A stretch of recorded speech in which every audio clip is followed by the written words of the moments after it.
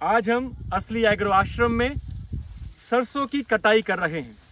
इन मित्रों की मदद से कुछ दिन पहले हमने जांच लिया था कि फसल अब कटने के लिए तैयार है। The stock actually was ready to be cut. The stock, the dal, as you can see is dried, ये सूख चुका है। द पॉड, जो फली है, वो अब पीली हो चुकी है। And how do we know that mustard is ready for harvesting? इस फली के अंदर, इस पॉड के अंदर जब हम ये सरसों के दाने निकाल कर देखते हैं, अब ये हार्ड हो चुके हैं, अब ये मसलने पर भी टूटते नहीं हैं। This is how we are sure that the mustard crop is ready for harvest. इसकी बुआई हमने आज से करीब 3.5-4 महीने पहले करी थी। आज इसकी कटाई होगी, फिर मंदाई होगी और फिर भंडारण होगा। और वी हैव इंश्योर्ड, यहाँ पर किसी प्रकार के किसी केमिकल का कोई इस्तेमाल नहीं किया गया।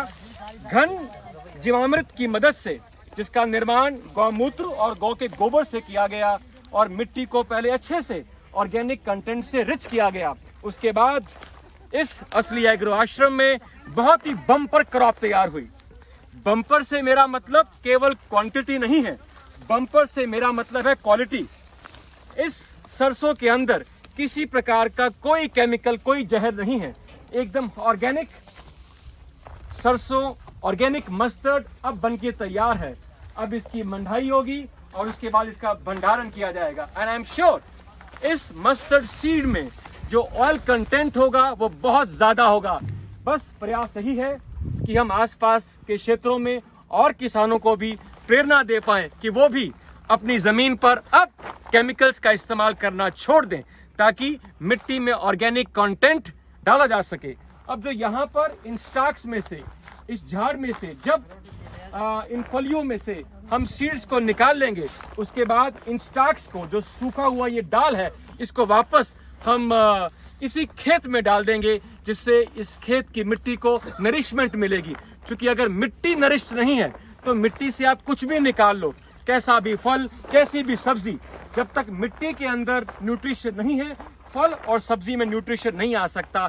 This is our effort, this is our effort that we actually build such facility.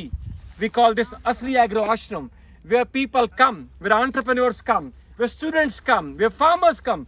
Everybody in the community, everybody in the society should come over and see how organic farming is such a wonderful practice to do.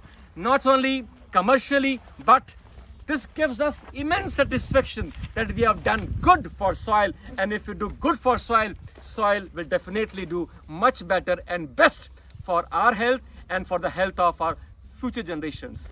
Let us save soil. Let us go organic. Thank you.